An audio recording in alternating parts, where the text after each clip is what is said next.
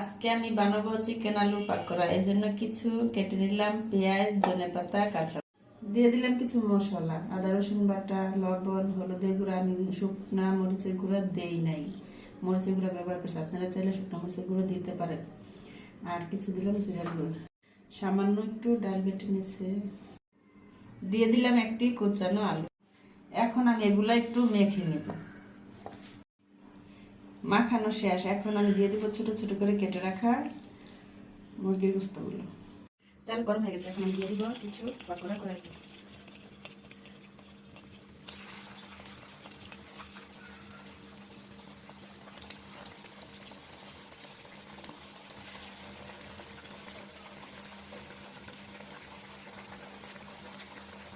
আমার পকোড়াগুলো হয়ে গেল, এখন আমি উঠিয়ে নিব।